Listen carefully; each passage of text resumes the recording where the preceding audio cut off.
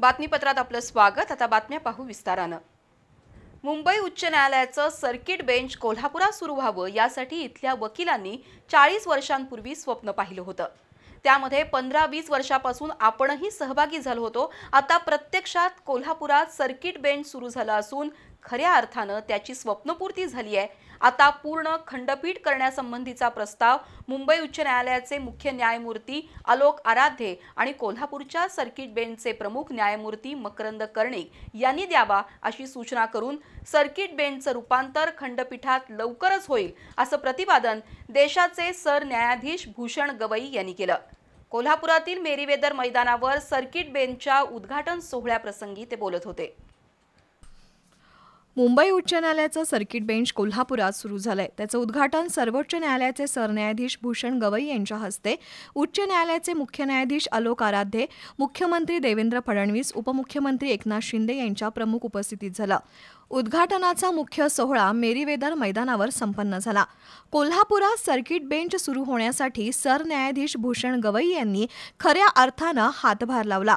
त्याबद्दल 6 जिल्ह्यातील वकील संघटनांच्या वतीनं त्यांचा सत्कार करण्यात आला। उपस्थितांनी मोबाईलची टॉर्च लावून न्यायमूर्ती गवईंप्रती आदर व्यक्त केला। संग्राम देसाई यांनी सोन्याच्या अक्षरात कोल्हापूर सर्किट बेंचचा फलक तयार केलाय। त्याचं अनावरणही न्यायमूर्ती भूषण गवई यांच्या हस्ते झालं। उद्घाटन समारंभात मार्गदर्शन करताना न्यायमूर्ती गवई काही क्षण भावुक झाले। 40 वर्षांपूर्वी कोल्हापूरच्या सर्किट बेंचचं स्वप्न 6 जिल्ह्यातील वकिलांनी पाहिलं होतं। गेल्या 15-20 वर्षांपूर्वी आपणही कोल्हापुरात सर्किट बेंच व्हावं यासाठी आग्रही राहिलो।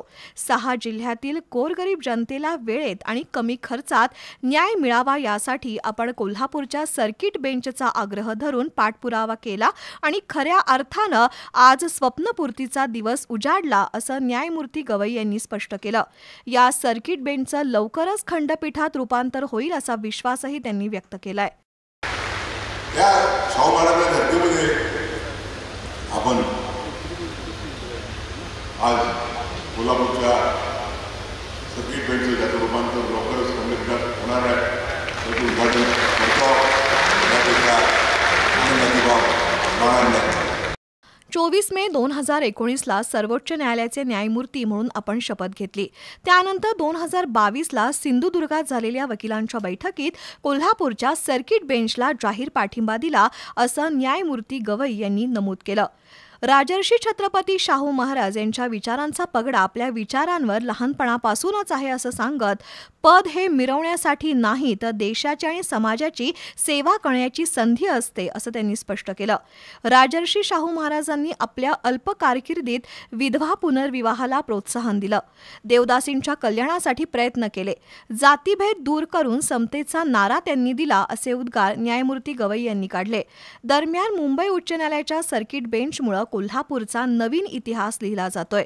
सर्वोच्च न्यायालयाचे न्यायाधीश भूषण गवई यांचा संकल्प आणि दृढ निश्चय यामुळेच कोल्हापुरात सर्किट बेंच सुरू झालंय असं मुख्यमंत्री देवेंद्र फडणवीस यांनी सांगितलं। उच्च न्यायालयाचे मुख्य न्यायाधीश आलोक आराध्ये यांनीही कोल्हापुरात सर्किट बेंच सुरू होण्यासाठी मोलाची कामगिरी बजावली आहे। त्यामुळे त्यांचे आपण आभार मानतो असं नामदार फडणवीस यांनी नमूद केलं। 2018 साली चंद्रकांतदादा पाटील यांच्या नेतृत्वाखाली वकिलांचं शिष्टमंडळ सर्किट बेंचच्या मागणीसाठी आलं होतं। त्यावेळी उच्च न्यायालयात पुन्हा एकदा पाठपुरावा करण्यात आला। 19 जानेवारी 2019ला उच्च न्यायालयाला पुनर्पत्र पाठवून सर्किट बेंचसाठी जागा आणि 100 कोटी रुपये देण्याची घोषणा केली होती। कोल्हापूरच्या सर्किट बेंचची मागणी योग्य आणि सर्किट बेंचचा खरा अधिकार कोल्हापूरचाच असल्याची भूमिका सरन्यायाधीश भूषण गवई यांनी घेतली होती। त्यामुळे हे सर्किट बेंच सुरू झाल्याचं मुख्यमंत्र्यांनी स्पष्ट केलं। शेंडा पार्क इथली 9 हेक्टर 18 आर जमीन सर्किट बेंचसाठी हस्तांतरित केली असून बांधकामाचा आराखडा लवकरात लवकर मिळाला तर इमारतीचं बांधकाम सुरू केलं जाईल असं नामदार फडणवीस यांनी सांगितलं।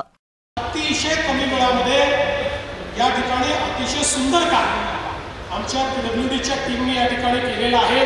त्यांचं इथले जिल्हाधिकारी असतील, मनपा आयुक्त असतील यांचं मी मनापासून अभिनंदन करतो, कारण आज त्यांच्या सगळ्यांच्या कामामुळे महाराष्ट्र सरकारची मान सरन्यायाधीशांसमोर उंच झालेली आहे। एक शब्द अजून देतो की आम्ही या ठिकाणी जमीन आज हस्तांतरित केली आहे.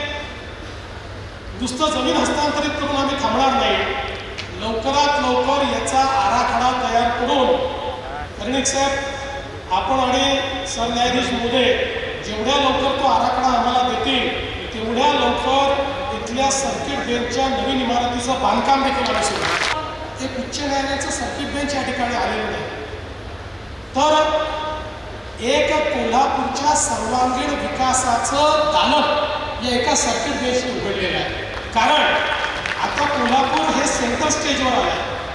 आता जवळपास आपले जे आजूबाजूचे जिल्हे आहेत, पुणे विभागातले पुणे वगळता आणि तिकडे कोकणातले 2 जिल्हे, इथल्या लोकांचं केंद्र हे आता कोल्हापूर झालं आहे.